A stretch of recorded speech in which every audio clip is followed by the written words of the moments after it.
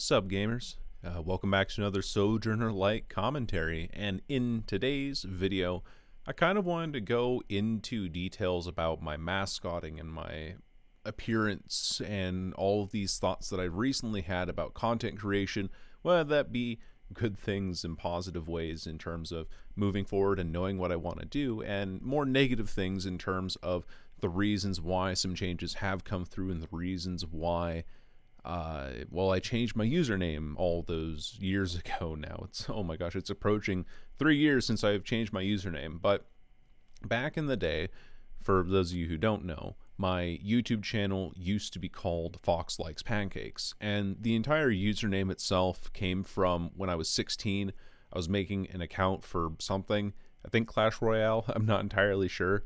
But anyway, I was making an account for something, and around the same day that I was making an account, it was my birthday, and my mom asked me, like, hey, Kai, what do you want for your birthday breakfast? And I said pancakes, because pancakes are freaking awesome, and I like them quite a bit, and foxes happen to be my favorite animal, so I combined it as Fox Likes Pancakes. And I also had this great idea. You can actually go back to my 1,000 sub Q&A video, which is still a live video on the main channel at Sojourner Kai.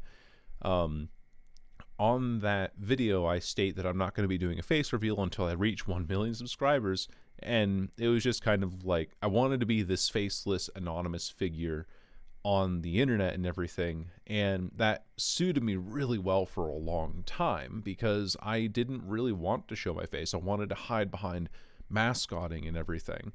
But then at some point, almost apparently randomly in 2020, I changed my username from Fox Likes Pancakes over to Sojourner Kai on literally everything. And the entire reason I did that was because, one, it's for self-comfort. You know, I feel more comfortable being Sojourner Kai. I don't regret that at all. And I'm very happy with the name that I've chosen because that also has its own significance. The significance being that when I was growing up, I moved around a lot, and my dad called our family the Four Sojourners, and so I am Sojourner Kai. It's kind of like family name, you know, a little homage to my upbringing and all. That's what the username comes from. And it felt more like me. It felt more personable and stuff. And of course, on that video, or around that video, a couple of months prior, I had done a pumpkin carving video, and that was the first time anyone had really ever seen my face, at least attached to that username on the internet. And ever since then, I've been putting my face into videos on occasion. But the reason why I changed it over, and I stated this in the video where I talk about the name change, is because I didn't really like being perceived as a furry. Not to say that furries are bad necessarily. I've known a couple and they're fine. Like, they're just people on the internet. A little bit strange for sure for their preferences and all, but that's, you know, totally up to them, and I can't really fault them for that in any way. But the first thing, there are like three kind of things that all kind of came together all at once that really made me want to change my username. And that change of username was that, first of all, every time I shared this username and said, like, hey, I make YouTube videos over at Fox Likes Pancakes on YouTube and all, people will be like, oh, so you're a furry? I'm like, no, I'm afraid I'm not. Sorry to disappoint you. And that was the first thing. But even if, like, you know, whatever people have animals in their name, they think they're a furry and all of that happens quite frequently. That much I can get past. But then I started to see, after I was trying to join some other public Discord servers, and I was trying to more network and expand and try to make more connections and everything, I started seeing the ramifications of being a furry. Specifically, there was one Discord server that I joined under the pretense of I'm just looking for more people to play Rainbow Six with, and immediately upon entry, they're like, get the fuck out of here, you furry, you dog fucker, like, get out of here. Just absolutely terrible things in the chat. And I was like, oh, so not only does everyone think that I'm a furry, but this is how people react to furries. And then, of course, seeing how furries are interacted with online as well, there was also okay, this is the treatment that I will get if I continue using this username. I need to switch for my own sanity going forward. And also because I want to have a YouTube name that is easy to share and also feels like myself. But that was really kind of at the core of it, was this sequence of terrible interactions that I had just because of the username that I had and all of that. And so I put my face in that video, and I've used my likeness as my profile picture, and I have used some in some videos, or even in thumbnails, I've put my face in it, and I've used my face cam sections to help pad out sections that I don't want to edit nearly as much, but think would still benefit from having a face cam section, and still bolsters up the video, which I'll still do quite frequently. That is the plan overall for the near future and for the future from here on out.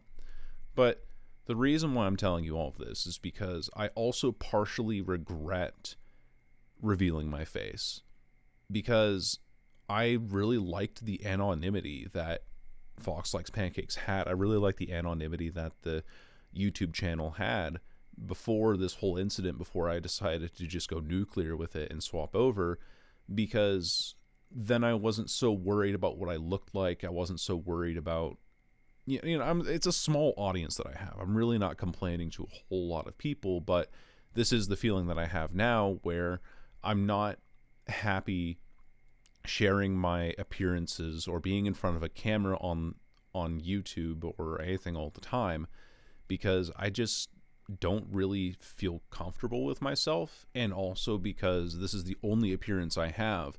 It is directly related to my government name, to my personal life and everything, and I want there to be a clear separation with that. And when I broke that face cam or no face reveal level of anonymity with the channel, I feel like I kind of broke the separation in some ways between my hobby of YouTube and then my own personal life that I carry outside of social media entirely. So that's why I have, with these other channels, with these opposite channels and everything, I haven't been using my face nearly as much anymore, but rather I've been using the Sylveon images. For Sojourner Light, it's a Sylveon. For a shiny Sylveon, it's a Sylveon image that I purchased as an emote from an artist because I like Sylveon. I think it's a great mascot. It's a very cute Pokemon to me, and I don't know, it's just a happy little fella. It's just a happy little guy, and it's also the color of the trans flag, which is cool. But yeah, just happy little dainty Eevee evolution thing, and it's very sweet looking and everything. I don't know really how to explain it. I just feel happy when I see Sylveon. That's what I'm basically getting at. And so therefore I have morphed Sylveon into the mascot, and is therefore the mascot that I am choosing to sit behind on some of these, because quite honestly, in the state that I'm in, I don't want to be on a face cam. I don't have a good face cam to record with, and I want to keep up this level of anonymity to some extent.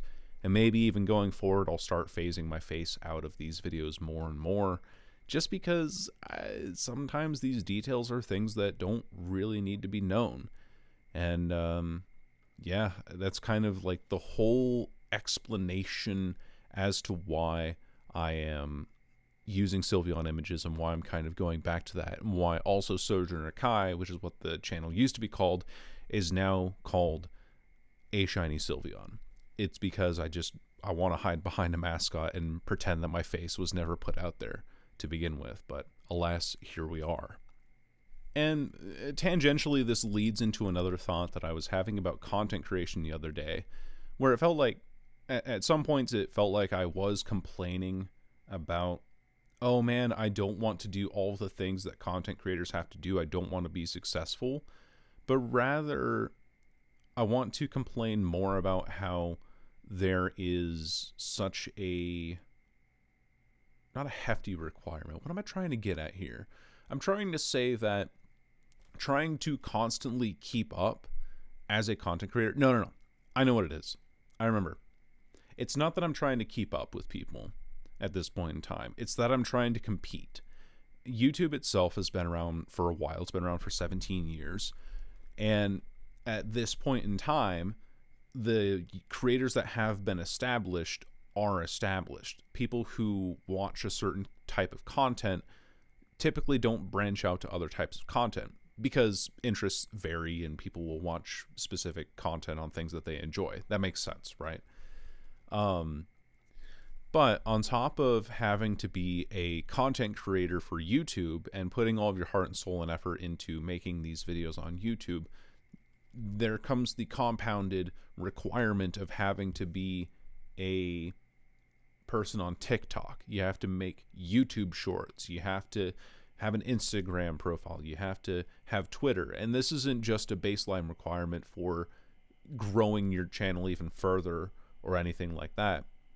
It's a baseline requirement for actually competing in this space. If you want to make yourself more known, you have to network with more social media platforms. And sometimes I don't want to do that.